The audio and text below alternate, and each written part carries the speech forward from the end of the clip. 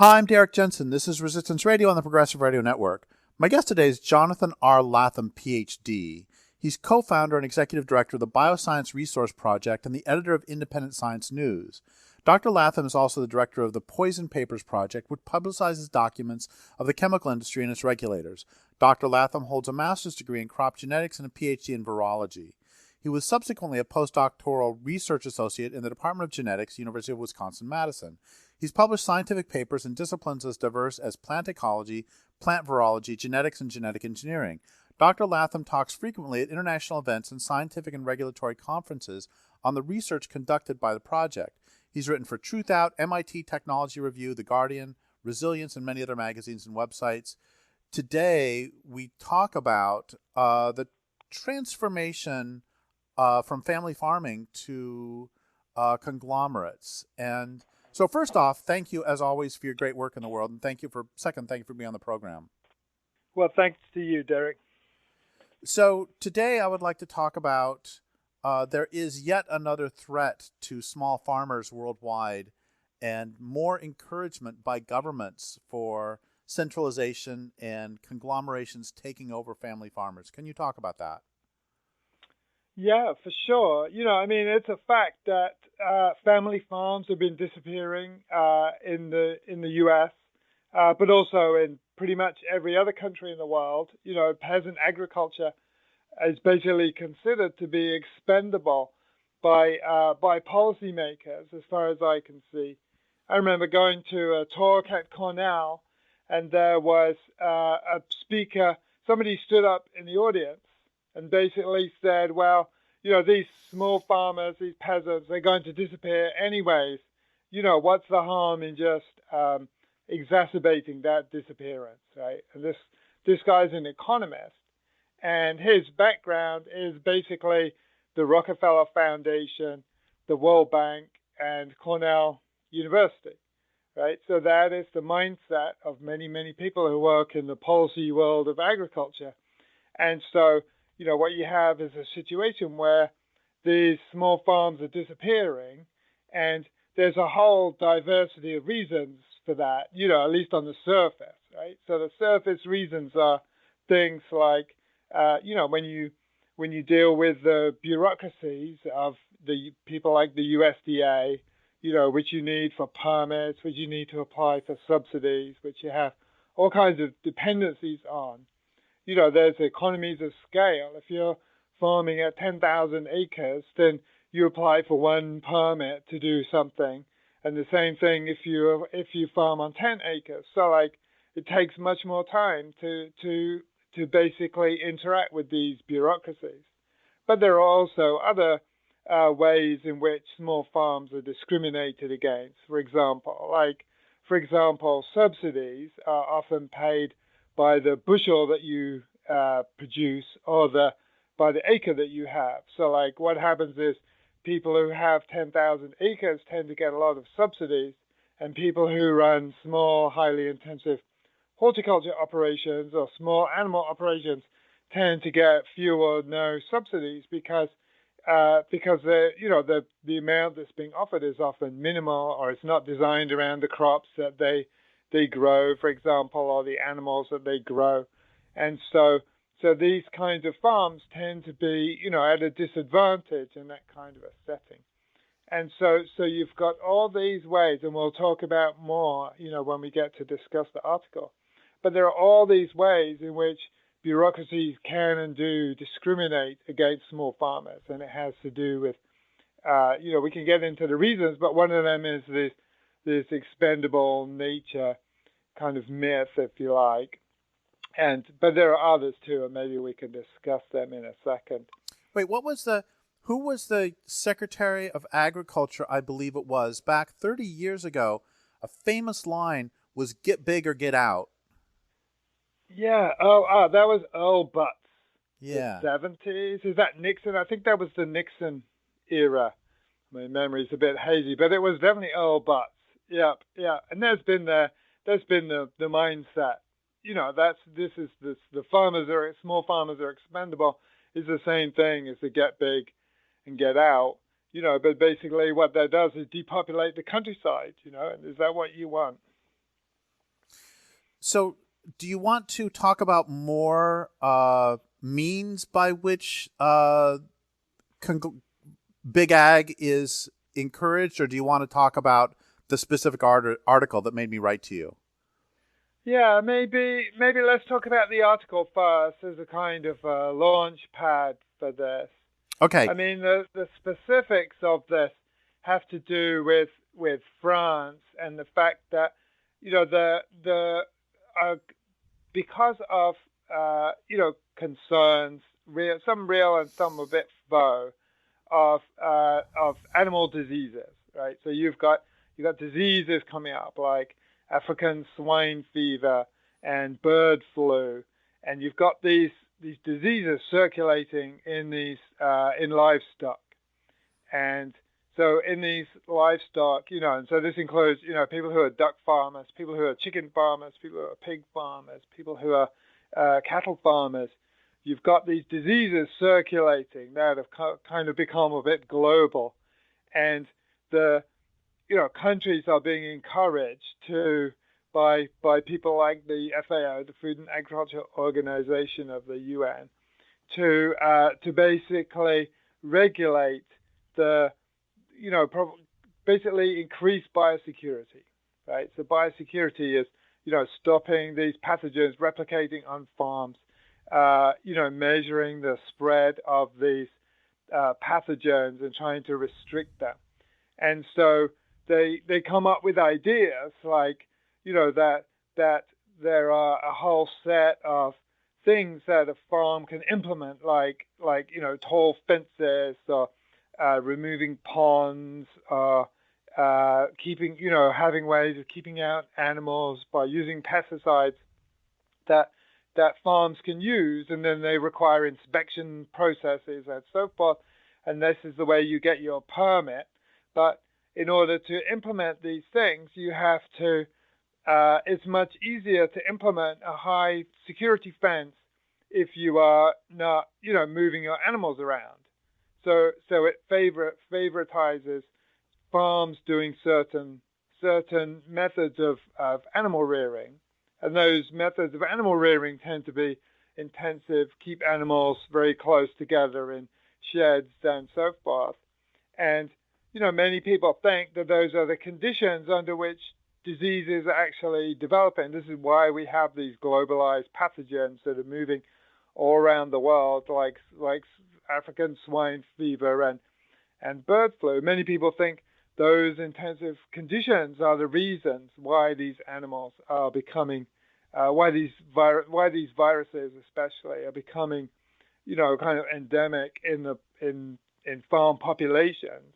So essentially you've got, there's a set of views that it's the intensive, cramped conditions that are the problem, and then there's a set of views that governments tend to take, which is that it's the openness of the farm and the contamination with, other animals being able to come and go freely. It's the open to the air type concerns that they have. But, the suspicion is that really what's behind all this is multinational corporations like Smithfield and so forth are basically lobbying governments and people like the OIE, the kind of international animal kind of regulatory body of the UN, that they are basically lobbying these institutions and governments to basically implement regulations that favor them, that they can achieve, that they can put into place reasonably easily, and drive out the little people, right? And so the little people are their competitors in an important sense. And so they really want to get rid of these people. These big companies want to get rid of the small people.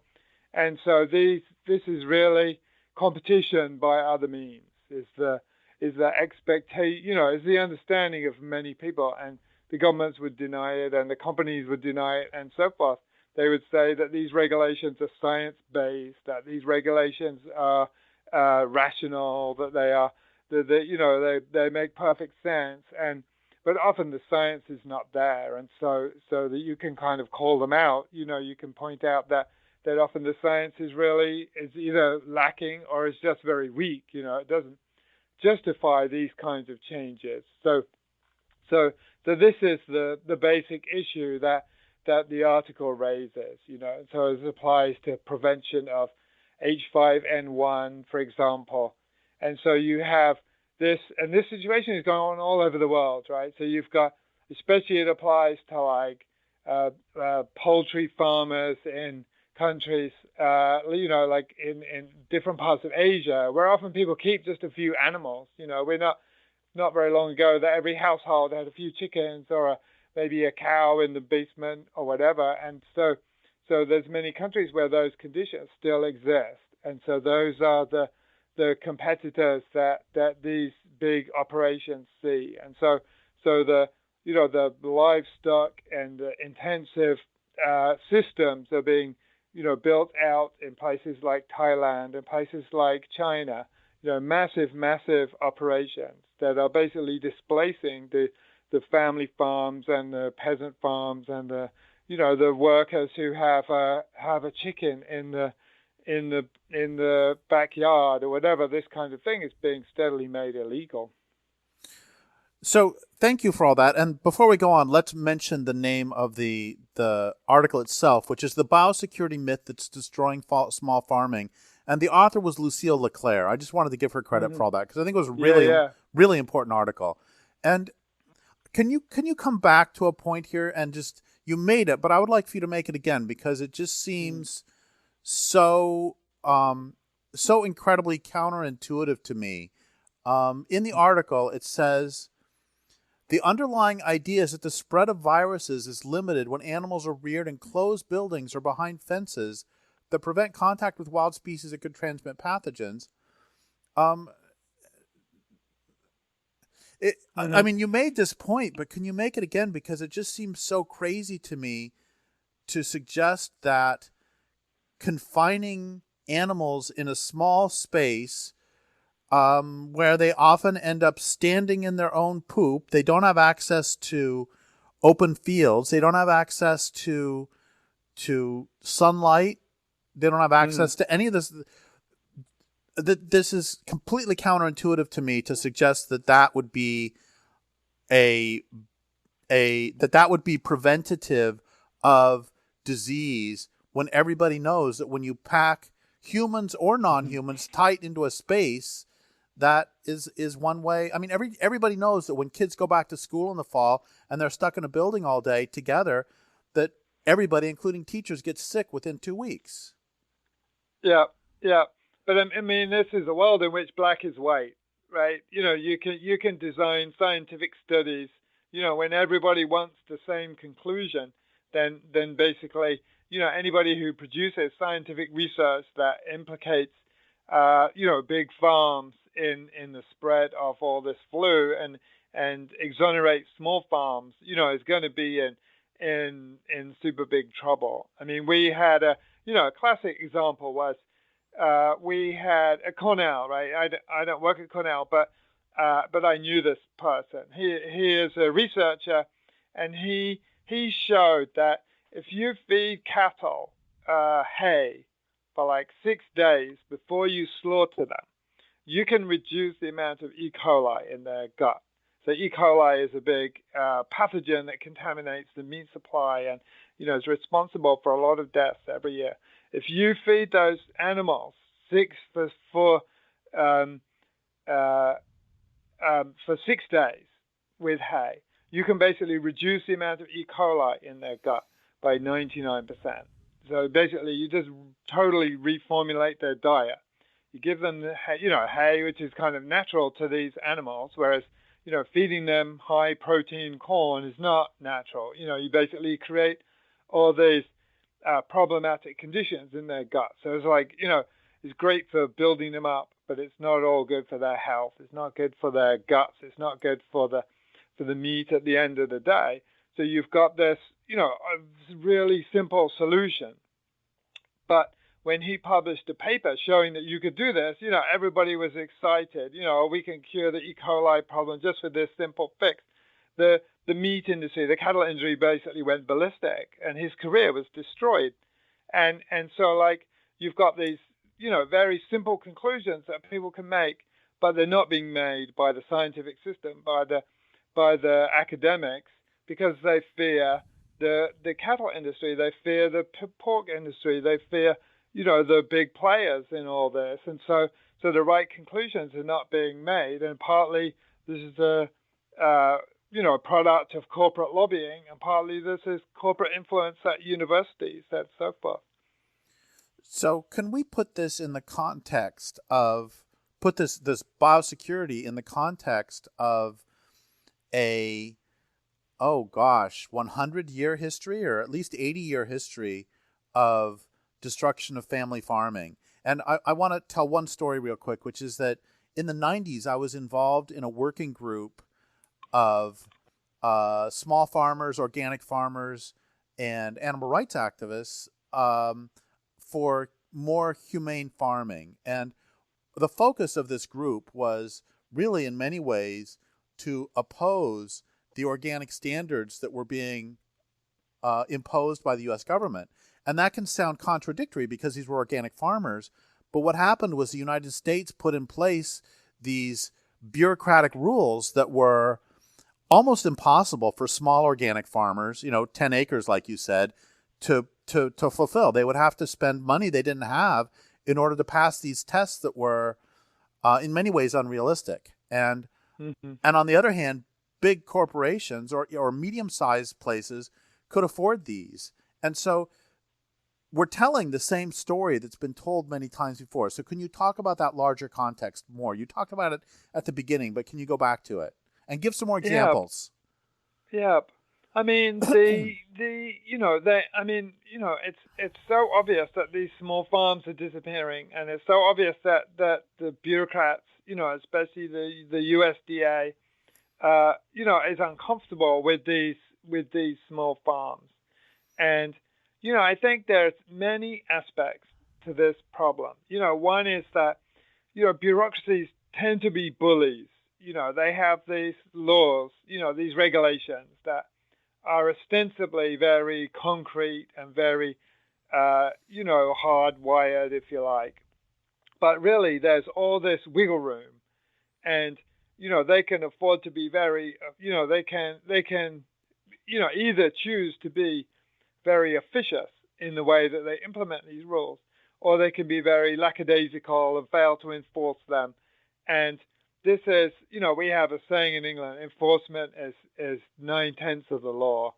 And basically, if you have bureaucrats who are bullies, they will bully the little people and enforce these rules to ridiculous amounts, because they have nothing to fear from you if you have 10 acres or if you have 50 acres, right? But if you have, if you're a huge farm and you're the president of the local, farm bureau or something like that, then you have clout, and they're not going to come after you because they know that there may be repercussions. And so for those kinds of people, what you kind of see happening is that they're failing to enforce the law. So you get people who are you had problems with the organic standards, but it turns out that the organic standards are not even being enforced. The time allowed for the animals outside, for example, is not necessarily, they're not following up on these rules, and so the standards are even lower because of failure to enforce. The standards are even lower. So you've got this whole kind of dimension of bureaucrats being bullies, and I think that is something that is totally a real thing.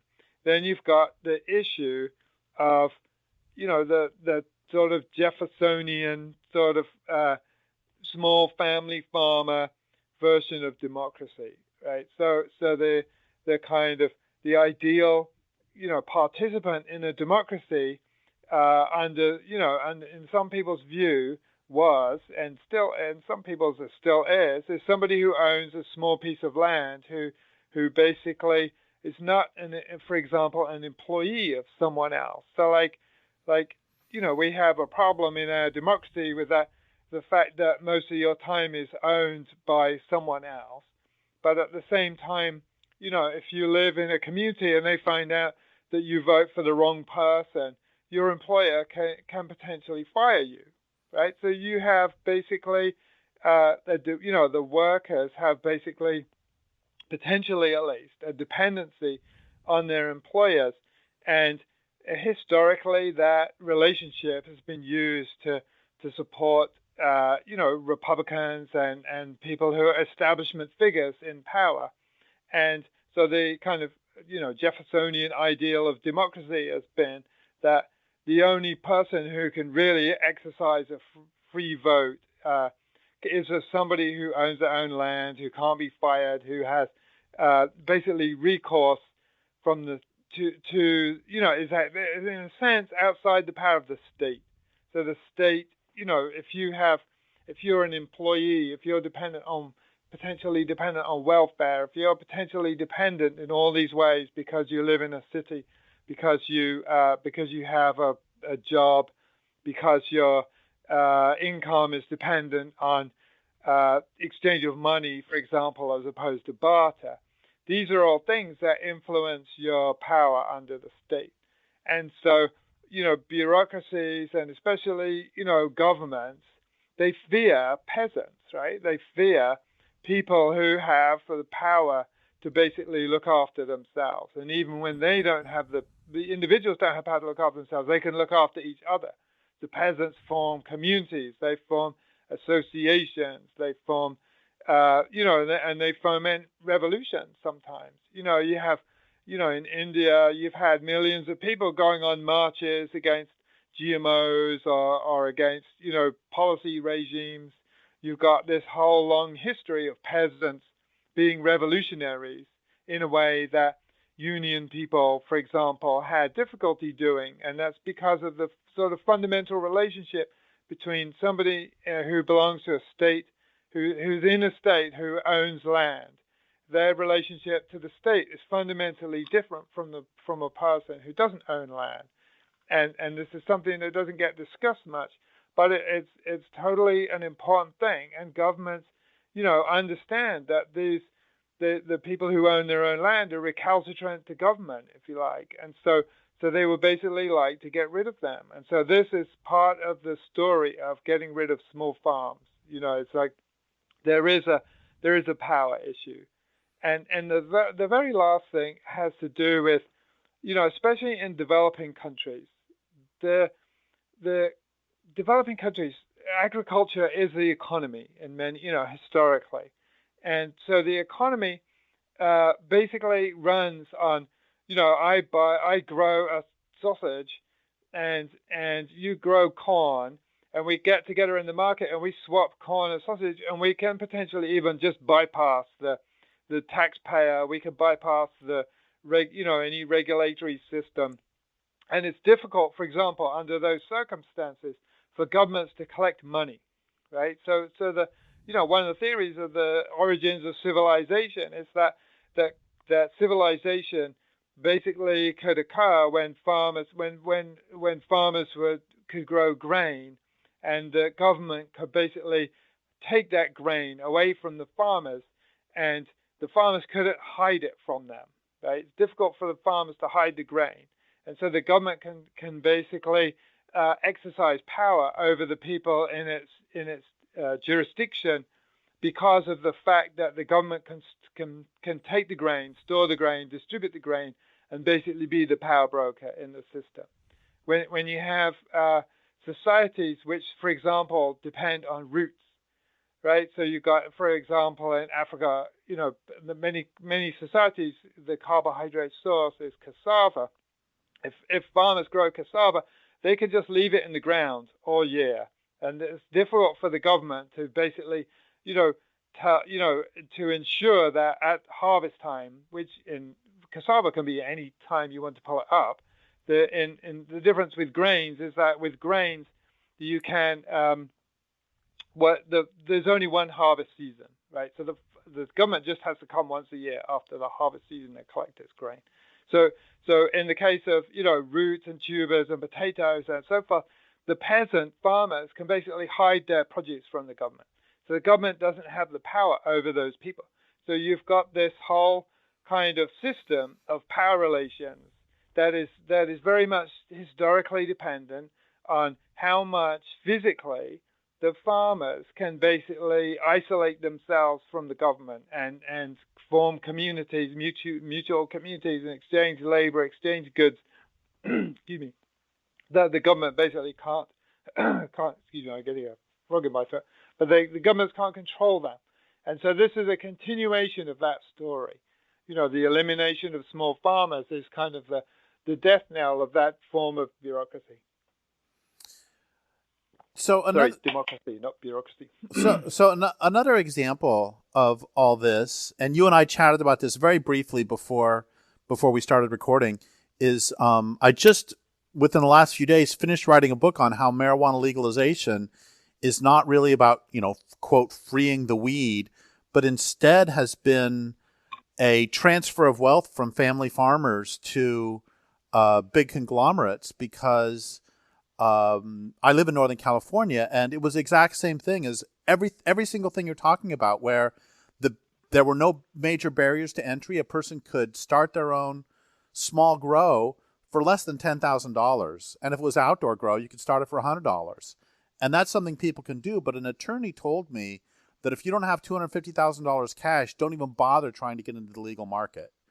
And we're seeing the same thing. My point is that this is also the story of the Luddites. It's the story of the destruction of local economies everywhere. That's what fascinated me so much about this article, is this is yet one more example of something that you are taking all the way back to the beginnings of civilization. I just find that tremendously, both horrifying and fascinating. Yeah. And you can see, another point that I wanted to bring up is you can actually see, too, in the system that the government, even in the article is about pathogens, right? How you protect pigs from pathogens, how you protect birds from pathogens, or fish from pathogens, for example. You can actually see that in the international regulations, so we talk about the article talks about the OIE, which is kind of like one of the sort of supervisory bodies for basically for animal health. And there are these international regulations that ostensibly protect farmers and protect countries from the importation of new pathogens. So, for example, the aquaculture is a classic example. So in aquaculture, there are new diseases for shrimp, for example, that appear, routinely.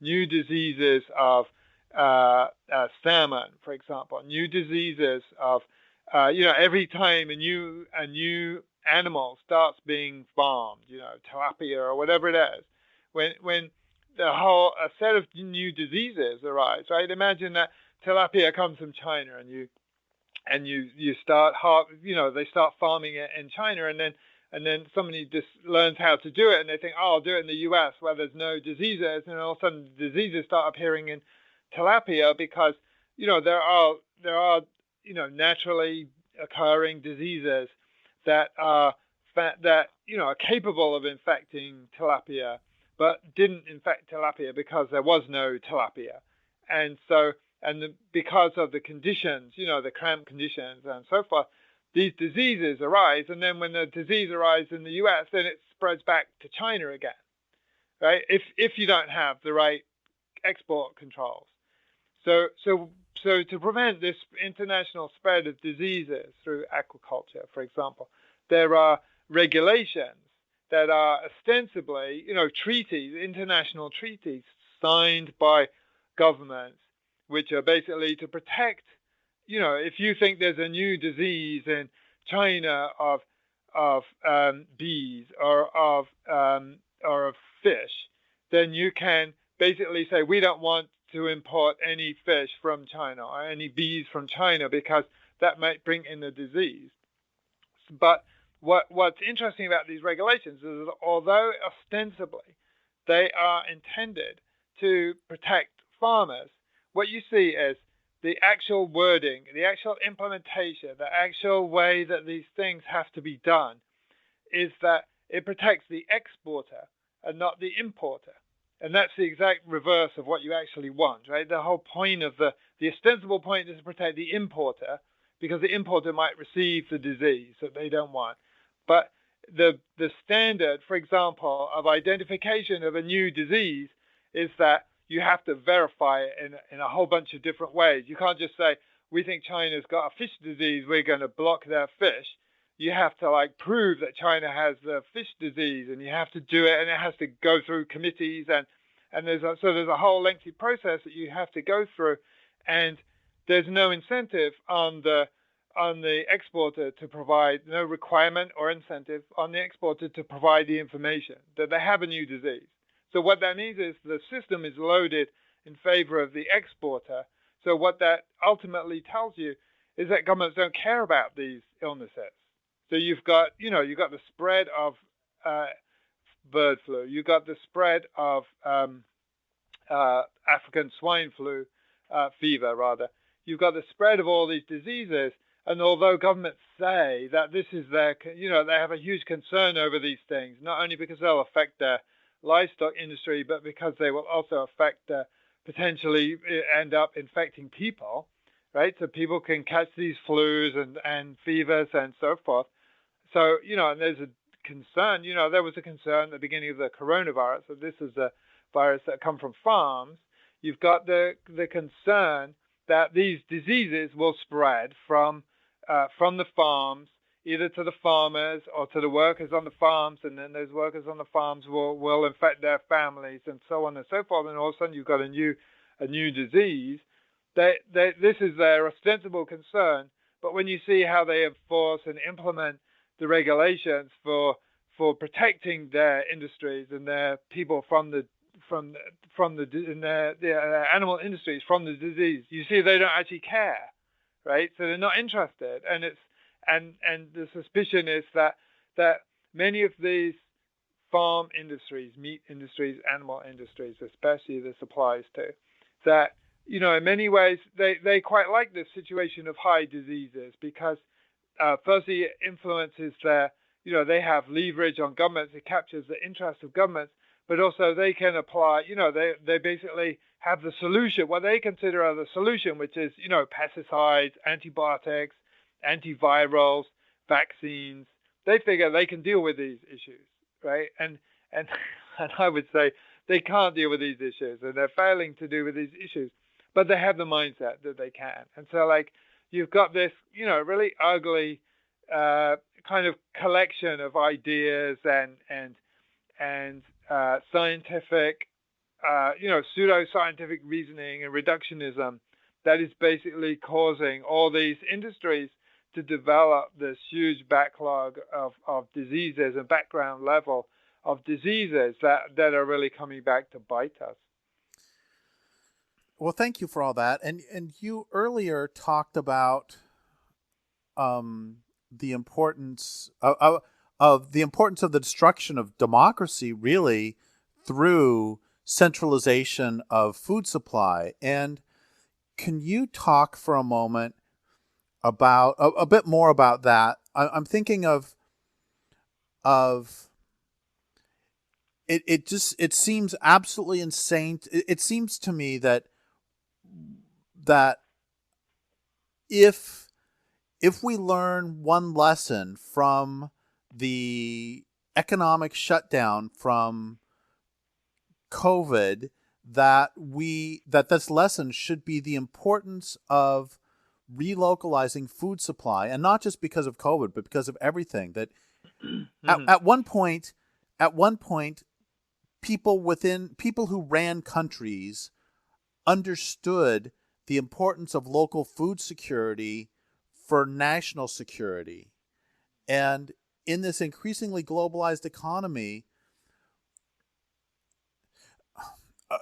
Do you see where I'm going with this? It's just this is a hugely important issue, that this particular biosecurity myth is pushing further in the wrong direction, when we should be relocalizing, and then after that relocalizing our food supplies. Yep. I mean, there are 1,000 reasons to localize your food system, and this, the virus has basically provided yet another one. But that's not the direction that our food systems are going in. And there are all these double standards, if you like, going on in the system. Like the the governments will sometimes argue, when they want to increase military spending, that their ultimate rationale is the protection of their population, and no government is worthy of its hire if they can't protect their population. And yet you see that they're sacrificing their populations to the virus, right? And so basically, I would say by putting all the responsibility, for stemming the virus on individuals, right? So you've got, they're failing to protect their populations from the virus, but at the same time making the population carry the burden of the masks and of the social distancing, whereas they don't seem to be holding themselves to any standards for, providing universal health care or providing equitable, food supplies, or creating the conditions, providing PPE, providing testing systems, and so forth. Right? They're basically, abandoning in important ways their populations. So you've got governments working every side of the argument here.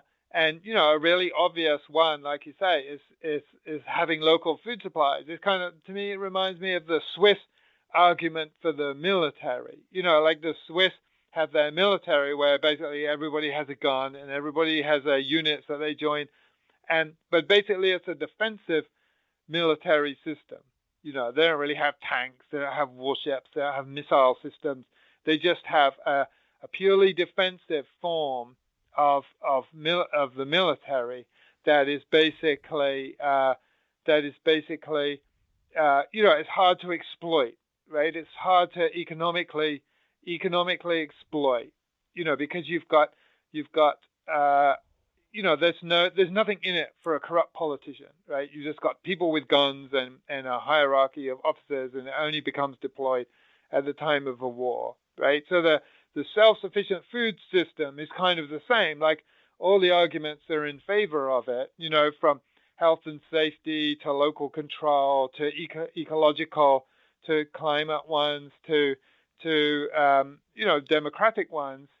But governments don't want to do them because there's nothing in it for them, right? When there's big corporations, then they can be on the inside of the loop, and the corporations have to go all the way to Washington. It's easy for Monsanto to show up in Washington and, pay bribes or buy dinners for politicians and so forth.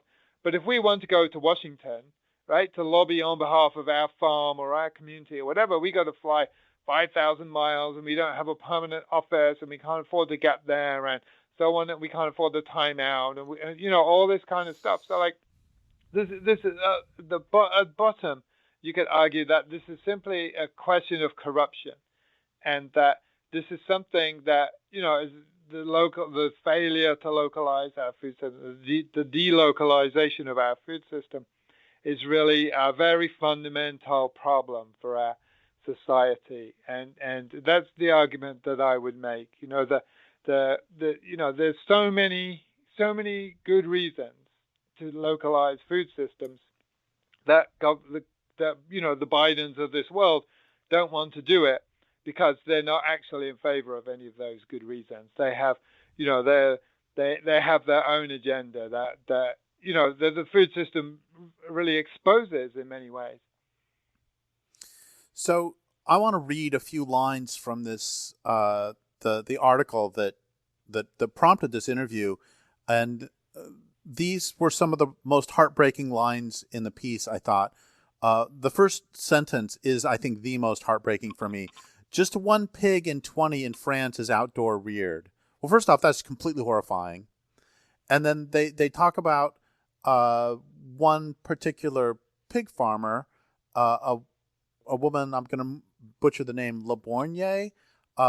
She's 39. She was selling 2,000 kilograms of organic pork a year and working part-time at the school in her village south of Toulouse. And that's what we want, is people growing very small amounts, artisanal, presumably fairly happy pigs living on a few acres, having a nice little pasture, 2 months after biosecurity training from the local chamber of agriculture, she decided to get out of pig rearing. I can't see myself selling many pork chops at 18 euros a kilo. And then the next paragraph, according to a couple of other farmers, they're mountain farmers in their 60s who rear pigs on 90 hectares. I don't know how many acres that is. They estimate that excluding their time and upkeep costs, they would have to spend 400,000 euros to meet biosecurity standards, more than they've made in 30 years of farming. And this is, I mean, all this stuff is, yet again, sorry to keep hammering the same thing, but it's driving small people out. It's driving the people out who raise the animals out on pasture and forcing them into these horrific animal torturing indoor operations. And this, sorry to use a moral word here, but this is all just evil. Yeah, the 290 hectares is maybe 200 acres, something like that. I totally agree. It is, sometimes it comes back to me, who is going to be your neighbor if you don't have, if there are no small farmers, if the nearest, every farm is 10,000 acres. That means that there's hardly any people in any county. There's like basically you're depopulating the countryside and you're forcing people to go to cities. And forcing people to go to cities is basically placing them in the control of whoever the powers that be, basically. Well, and you've made this point a couple times, but I think it's such an important point that if we in our community, if you can raise the pig, like you said, and then trade somebody some sausage for some bread, and then trade somebody else for some cheese, and then somebody else for some apples, the government can't control you. But if you are dependent not on your neighbors, but on, Safeway, Walmart, Tesco, whatever the grocery store is, then you're dependent on these distant economic entities that do not have your interests at heart. Yep. I mean, that was the premise of the Green Revolution, right?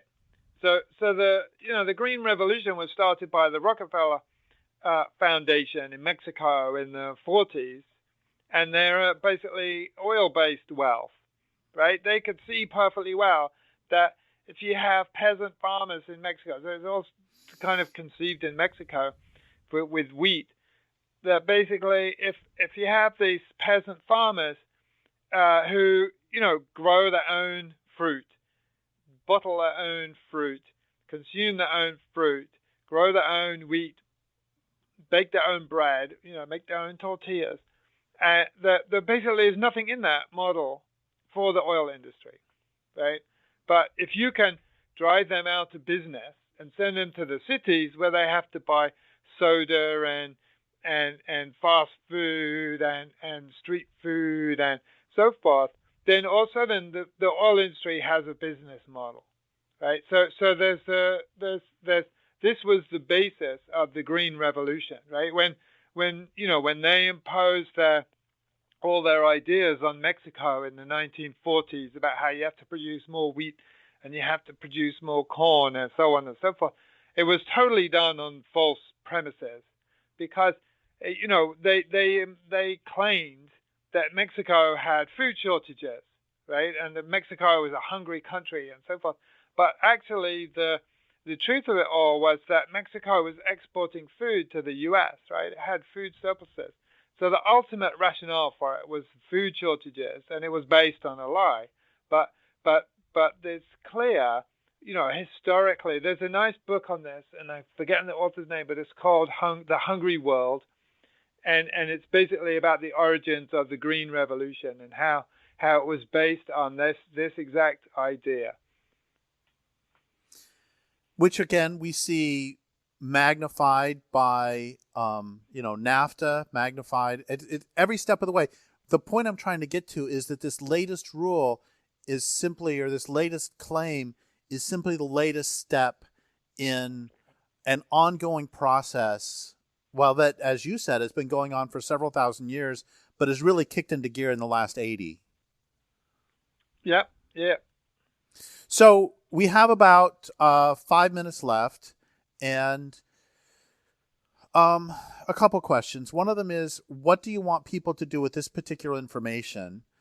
And socially, okay, I guess a few questions. One of them is, what do you want people to do with this information? The second one is, if they made you agricultural czar, um, Hmm. what would you do to? What would be your solution to the problem of to the specific problem of diseases within um, within raising animals, um, and uh, and then third is, I guess, whatever else you want to say. Mm.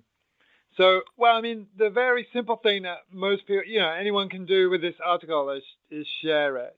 We have our website, Independent Science News, and that's, we produce information so that we hope people can share it. And that's like everybody should read this article. Do you know what I mean? Things become a lot clearer when you read this kind of article. And so what you can do about it is tricky because the USDA, in the short term at least, the USDA is, totally under the control of agribusiness. The Farm Bureau is under control of agribusiness. All these institutions are controlled by agribusiness. And so inside the farming sector, it's quite difficult, and you have to think about, what organizations you want to join. There's a nice one, the Organic Consumers Association. I am a fan of theirs, for example, and they share information and, run campaigns and they lobby and so forth. And that's run by Ronnie Cummins, and I would recommend them because they have the right mindset and the right attitude towards all these issues.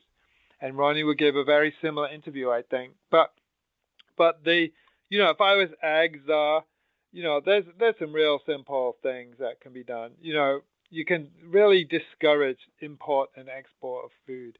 It's really not necessary in many cases. And we have the ridiculous situation. The one from my country, England. It's basically England and France both produce large quantities of butter, and the tradition was that France would export butter to England, and England would export butter to France, and in quite large quantities, but the amounts were roughly equal. And so it's like, this is just a completely wasteful system that is at the same time a biosecurity hazard. So I would